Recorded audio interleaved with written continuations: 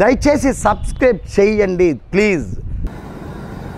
ఇంత దుర్మార్గపు వ్యక్తి ఓవర్ యాక్టింగ్ లాపేయి.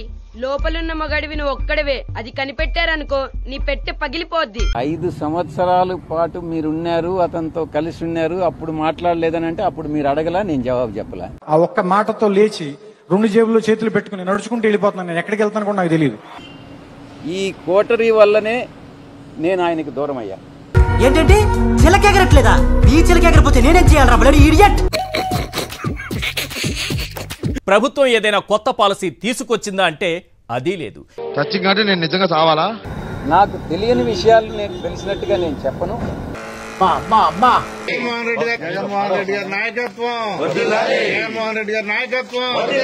నా మీద ఇలాంటి స్కీములు పెట్టకండి రా. అసలే సుఖ సంసారం లేనోడిని సుఖంగా బతకనివ్వండి రా.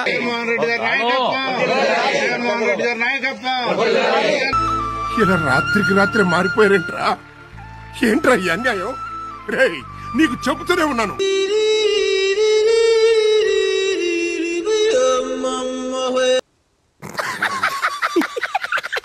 అదే విధంగా భవిష్యత్తులో నా మీద ఎటువంటి ఆరోపణలు చేసినా నేను దేవుడు సాక్షిగా వాస్తవాలే చెప్తానని మీ అందరి ముందు తెలియదు. అదేంటి మాస్టర్, ఇదేం లెక్క మాస్టర్? నాకు అర్థం కావట్లేదు. తిరిగిన మనసు అతకదు కాబట్టి నేను పార్టీ నుంచి వెళ్ళిపోయాను. దొంగపు కూడా దెంగిపోయినట్టు తిరిగి ఆ పార్టీలో వైఎస్ఆర్ కాంగ్రెస్ పార్టీలో చేరేటటువంటి ఉద్దేశం నాకు లేదు.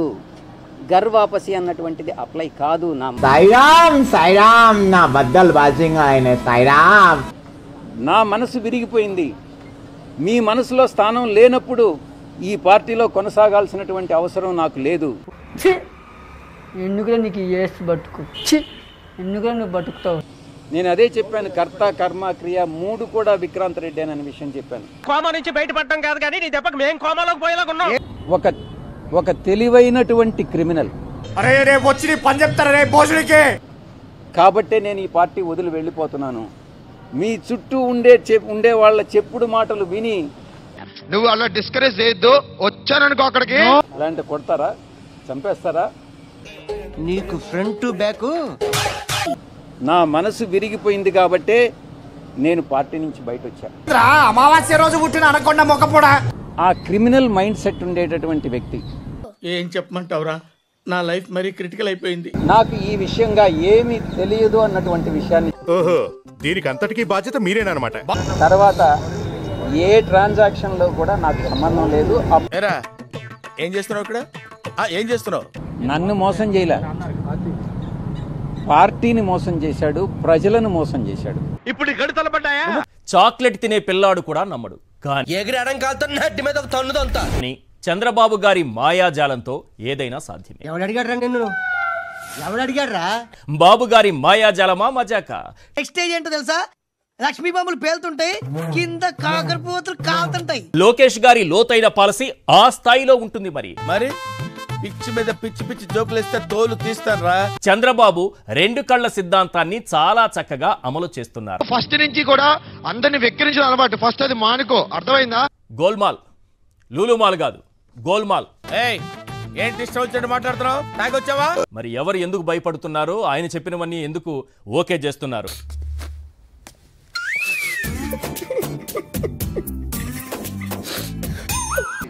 ఆర్టీవీ మీరేమన్నా నన్ను ఊరేస్తారా?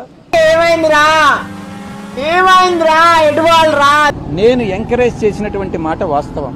అరే అన్నాళ్ళ ఇంద్రా నిన్ను చూసి. ఇంత దుర్మార్గపు వ్యక్తి ఏ రకంగా నన్ను మోసగించాడు అన్నటువంటి విషయం మీకు ఎవరు నిజాలు చెప్తున్నారు, ఎవరు అబద్ధాలు చెప్తున్నారు అన్నటువంటిది మీరు పూర్తిగా అర్థం చేసుకోండి. ఇంట్లో బూజు పట్టిందంటే దులిపే. నాకే నాన్నే ఆశ్చర్యానికి గురి చేస్తుంది. మీకు ఒత్తిడి వచ్చిందా అని కాదు, నాకు ఎవరి దగ్గర నుంచి ఒత్తిడి వచ్చింది అని మీరు భావిస్తున్నారు. ఈ అద్దరిపైతే ఏం కొనొచ్చో టక్మని సమాధానం చెప్పరా? పార్టీలో అతి ముఖ్యమైనటువంటి బాధ్యతలు అతనికి అప్పగించింది నేనే. ఎవరిని ఎదురుగా చెప్పిస్తే నిప్పు కనమ్మతడే. అరే భయము అనేటటువంటిది ఈ బ్లడ్ లోనే లేదు. ఎందుకు భయపడుతున్నారు?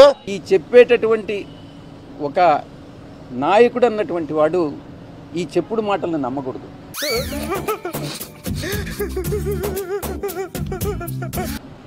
చెప్పుడు మాటలను నమ్మితే నాయకుడు నష్టపోతాడు, ప్రజలు నష్టపోతారు, పార్టీ నష్టపోతుంది. రేయ్ నువ్వు నోరు ముయిరా, చూడు సిగ్గు లేకుండా ఎలా మాట్లాడుతున్నాడు. నేను ఇంకోటి, ఆయన జగన్మోహన్ రెడ్డి గారితో నేను మాట్లాడినప్పుడు నేను చాలా స్పష్టంగా చెప్పా,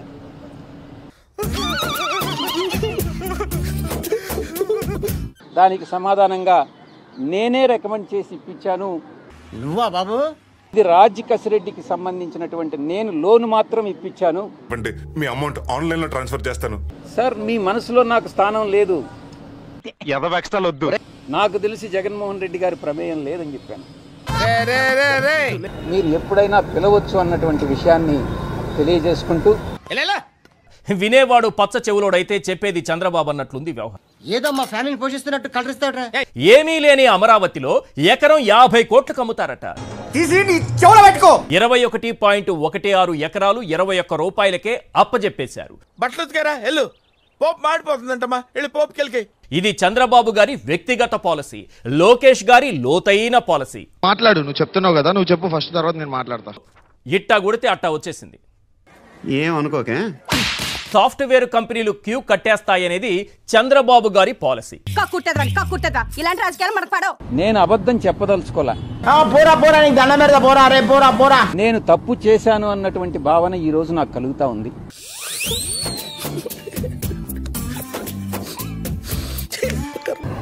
ఎంకరేజ్ చేసింది నేనే.